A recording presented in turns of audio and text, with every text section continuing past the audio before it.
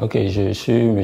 Dango Rodrigue, je viens de la Côte d'Ivoire et je travaille dans le laboratoire de FIV depuis pratiquement 5 ans aujourd'hui. Je suis venu au programme de MEC Fondation pour un perfectionnement en embryologie. J'ai choisi comme carrière l'embryologie parce que c'est un métier pour moi qui est passionnant et je veux quand même aider la population quand même à résoudre un certain nombre de problèmes d'infertilité dans mon pays. Dans le cas de l'infertilité, l'embryologie joue un rôle majeur et son rôle est pratiquement de 80% dans le traitement de l'infertilité de la femme aujourd'hui parce que c'est lui qui est le grand manipulateur des gamètes et contrairement au clinicien qui a 20% de l'activité dans cette discipline. Parlant des défis dans mon pays, en Côte d'Ivoire aujourd'hui, les plus grands défis du pays aujourd'hui, c'est l'implication de l'État dans le traitement de l'infertilité du couple. Et le second défi, c'est la création des centres de fertilité dans le pays. Et le dernier défi, c'est pratiquement la formation en assistance médicale à la procréation. Comme dans toutes les sociétés africaines, et chez moi en Côte d'Ivoire, la population, la société voit pratiquement le mariage et la procréation comme une règle fondamentale pour le couple. Et ceci étant, une femme qui est infertile, elle est pratiquement stigmatisée, elle subit pratiquement un certain nombre de violences. Et plus grave, elle a une pression, il y a une pression de la famille, il y a une pression de son entourage.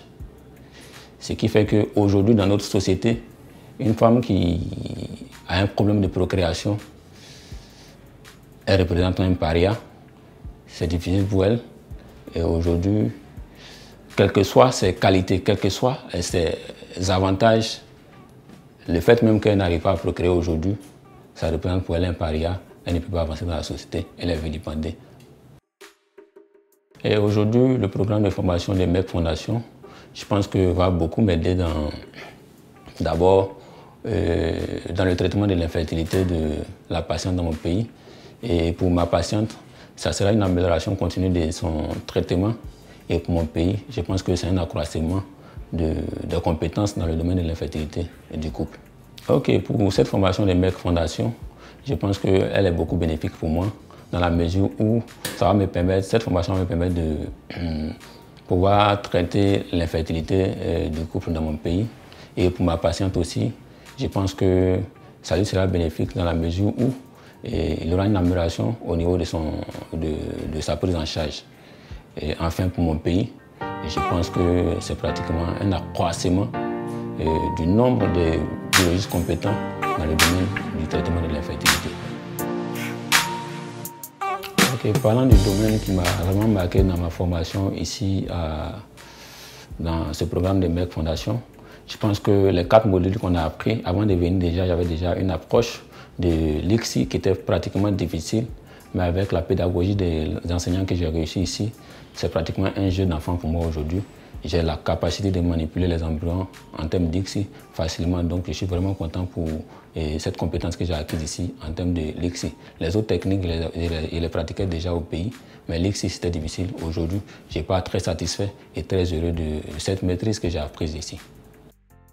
Et pour conclure, je pense que c'est un programme de remerciement que je vais adresser pratiquement à la Fondation MEC qui offre vraiment cette opportunité, cette grande opportunité de nous faire former ici, d'approfondir nos connaissances.